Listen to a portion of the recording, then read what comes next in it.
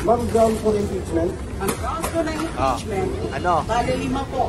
Ano yung mga grounds daw po? Bakit po nila ipapa-impeach si VP Sara Duterte? Eto po, pakinggan nyo ha, kung karapat-dapat pa talaga. Hindi naman po kikilos itong Congress kung wala pong mando po ng kanilang pinuno. Alam nyo po ba mga Lodi, meron pong 3 steps para po maaprubahan itong impeachment complaint dito po kay VP Sara Duterte. Mangunguna dyan dapat ang House of Representatives. Kung aaprubahan nila yan, alam nyo na po ang ibig sabihin nun. Kailangan pong pagbotohan ng House ng majority para po mapa-impeach si VP Sara Duterte at hindi po malabong mangyari yon. Dahil nga po halos lahat po ng mga congressman ay nasa panig po nito ni Martin Romualdez. Naghahanda na po ang mga taga Mindanao para po kung sakaling magkagulo po sa ating bansa, handa po kaming tumulong para po kay VP Sara Duterte. Kung gusto nyo po ng kaguluhan, sige, ituloy nyo po yung binabalak nyo. Pero ito yung masasabi ko sa inyo. Yung mga kongresista dyan, yung mga nag-file po ng impeachment complaint kay VP Sara Duterte, wag na wag kayong magtatago kapag dumating yung araw ng kaguluhan na yun. Harapin nyo ang sinimulan nyong problema na ginagawa nyo ngayon sa ating bansa.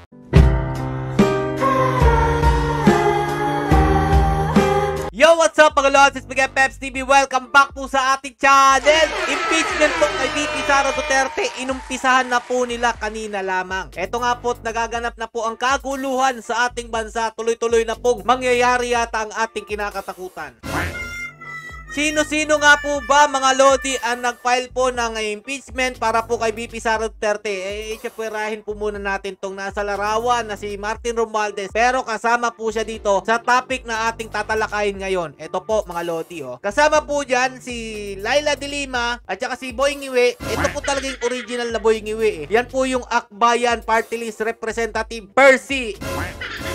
Basta alam ko dito sa taong ito mga idol, siya po ay isang anti-Marcos. At wag na po kayong magtaka kung bakit po nandyan din siya. Nakisali po sa pagpapile po ng impeachment complaint laban po kay VP Sara Duterte. Dahil nga po isa po siyang anti-Marcos, anti-Duterte. Mamaya ipapakilala ko po sa inyo kung sino po ang bumubuo nitong Akbayan mga idol para magkaroon ng linaw sa inyo. So eto po ang mga nakikisali. May pari po, may madre dyan at yung iba pa pong mga tao na nakikiepal, dinadagdagan nyo pa po kung ano man pong dinadanas nating problema dito sa ating bansa. Imbis na makatulong kayo, lalo nyo lang pinalalala ang nagliliyab na galit ng mga Duterte supporters. Yung dating sinasabi nila na ilabas po sila sa mga politika, eto nakikisaw-saw po yung mga madre, pare, at eto nga po mga Lodi, ang buong miyembro po na nag-file po ng impeachment dito po kay VP Sara Duterte. Siyempre mga Lodi, nandyan din po ang grupo po ni Trililing. Walang iba po kundi ang Magdalo Group. Yung talunan po na grupo nakikisaw-saw po ngayon. Dapat si Trillanes ang pinapunta nyo dyan. Hindi na kayo nagpunta ng representante pa. Baka natatakot si Trillanes na mabalikan po siya dito po sa kanilang final po na complaint about po sa impeachment kay VP Sara Duterte. O eto, panoorin nyo mga idol. Bibigyan ko po kayo ng idea kung ano po talaga ginagawa lang kalokohan ngayon ha. Sa ngayon po, ang status ay hinihintay natin ang ating Secretary General para po i-receive yung impeachment complaint ng ating mga private finance, mga citizens. Hindi na makakuha yung sa camera sa likod. Klaro po dun sa sinabi nito ni Boy Ngiwe. Hinihintay na lang po nila ma-receive para matuloy na po itong impeachment complaint laban po kay VP Sara Duterte.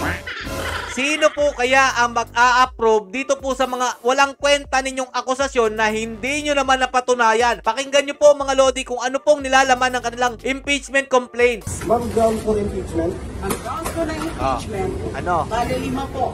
It was actually condensed into 4 grounds as indicated in the articles of impeachment. Ano? Pero 5 po sila. Ano yung mga grounds daw po bakit po nila ipapa-impeach si VP Sara Duterte? Eto po, pakinggan nyo ha kung karapat-dapat pa talaga. So out of the 6 grounds for impeachment laid down in the Constitution, 5 po yung grounds. Multiple violation of the Constitution, graft and corruption, Violation of the Constitution, graft and corruption, bribery, betrayal of public trust, and other high crimes. betrayal of public trust, and other high crime? Tumitingin ba kayo sa salamin? Anak na tinapay naman kayo, Dilima. Hindi ka rin nadala no? Gusto mo lang talaga makapaghigante sa mga Duterte dahil sa nangyaring malaswa sa iyong buhay. Biruin mo na, booking kung ano-ano mga saging-saging yung mapinag-ano nito ni Dilima. May Saba. At saka yung mga gwardiya na pinag-ano niya. Yan yung ginagawa ni Dilima ngayon. At ito po talaga ang kanyang mission, ang siraan ang mga Duterte. Kaya po nakalabas to ng mga Lodi. Hindi po basta-basta dapat to nakakalabas. Pero anong ginawa? Pinalabas. Lahat po ng mga kriminal, lalong-lalo na po si Franz Castro, nandyan po sa labas para po magreklamo laban sa mga Duterte. At ito na nga po, naghahain na po sila ng impeachment po kay VP Sara Duterte. Nakakatawa talaga ang mga namumuno sa ating bansa. Tinahayaan nilang maging ganito ang ating bayan. Tuloy pa natin mga Lodi. So ang wala lang na ground for impeachment is treason. So majority of the grounds are present. And there are a total of 24 articles of impeachment. Ayan, 24 article daw po para po sa impeachment ha. Ito ang nakakatawa mga idol, no? Yung mga dating mga inakusahan at nagkaroon nga po ng pruweba na meron po silang ginawang hindi maganda sa ating bansa, sila po ngayon ang nagangangawa. Ang apektado po sa pamumuno ni Tatay Duterte ay ito pong mga nagko-complain na ito. Kaya nga po sinupalpal po siya dito ni Congressman Paulo Duterte mga idol. Sabi po dito sa post ni Paulo Duterte, sabi ni Dilima, panahon na daw po para i-impeach si Inday. At sino ang gusto mo mamuno, ikaw at ang mga katropa mong korap, adik at terorista? God save the Philippines from them. Totoo naman yung nasa listahan ni Kong Pulong, di ba? Adik, korap at saka terorista. Yan po talagang tatlo na yan ang nagsama-sama para po pabagsakin ang mga Duterte. At ito mga Lodi, no? Isa po si Dilima na meron pong kaso at ilang taon po itong nakulong. Alam niyo po ba, ba't lang po talaga to nakalabas? Dahil nga po nagpalit ng administrasyon at etong administrasyon naman na ito ay ginagamit po ang mga kalaban ng mga Duterte para po sirain ang mga Duterte. Yan po talagang katotohanan dyan. Kaya kayo mga Lodi, kung hindi pa kayo mulat, papakita ko po sa inyo kung sino-sino po ang mga nasa likod nitong Akbayan Party List. Unahin po natin dito si Boying Iwi. Ang original na Boying Iwi po na ito po si Percy.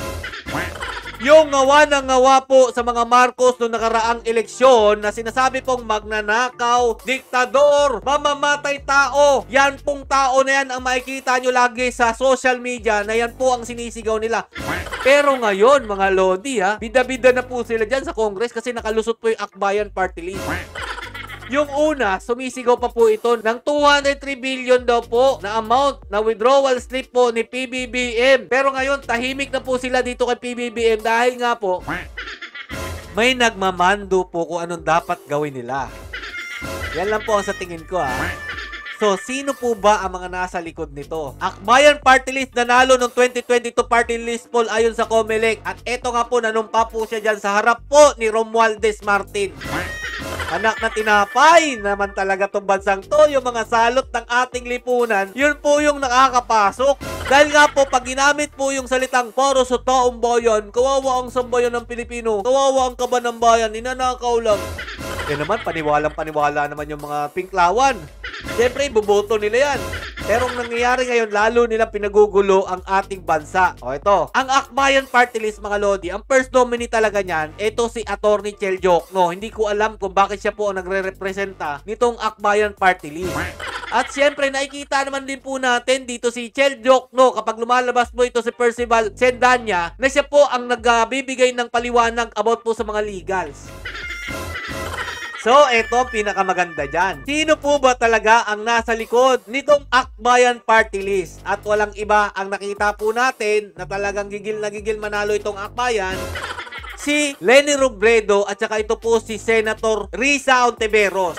At kung matatandaan nyo po, pinakita natin video kanina kung sino-sino po yung mga nag-file po ng complaint about po kay VP Sara na ipa-impeach po nila. Eto po mga idol, yung listahan po nila ng pinklawan. Nandyan po si Dilima, Trillanes, ang representante lang po ng Magdalo ang pinadala niya dyan. At yung mga iba po, syempre si Risa Ontiveros, magiging kaisa po nila yan. Sigurado yan mga idol.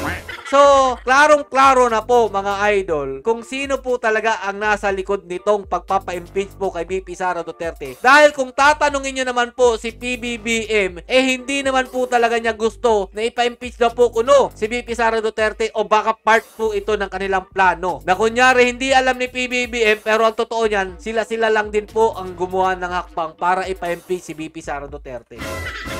So, eto, bakit po nandun kanina ang mukha po ni Martin Romualdez? Dahil nga po, hindi naman po kikilos itong Congress kung wala pong mando po ng kanilang pinuno. Dahil kung ang pagbabasihan po natin, ang mandato po ni PBBM, mga idol, dapat nangilag na tong mga tao sa Congress, pero sinusuwag si PBBM na mga tao dyan sa Congress. So, alam na po natin kung sino po talaga ang namumuno ng ating bansa.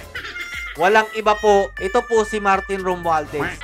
Kaya kung mapapansin nyo mga idol, wala po sa hulog yung mga pinagpapail po nila kasi wala po sa ayos din po ng kanilang pinuno. Alam nyo po ba mga lodi, meron pong 3 steps para po maaprubahan itong impeachment complaint dito po kay VP Sara Duterte. Mangunguna dyan dapat ang House of Representatives. Kung aaprubahan nila yan, alam nyo na po ang ibig sabihin nun. Tuloy-tuloy na po yung impeachment kay VP Sara Duterte. Ang problema niyan mga idol, doon po sa mga sinabi na complaint si Laila de Lima, ni isa doon wala po silang napatunayan.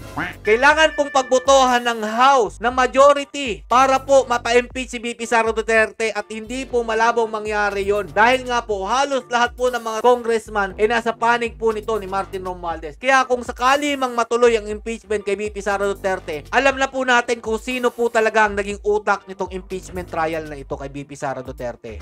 Kung sakali mang ma-impeach si VP Sara Duterte, napakalaking kaguluhan po ang mangyayari sa ating bansa at hinahayaan po nila ito dahil nga po yan po talaga ang totoong plano nitong mga salot sa ating bayan. At sigurado ako na mangyayari na naman po muli ang inaasahan natin na magpapatalsik po dito kay PBBM ang walang iba yung kanyang mga tinuturing na kaalyado.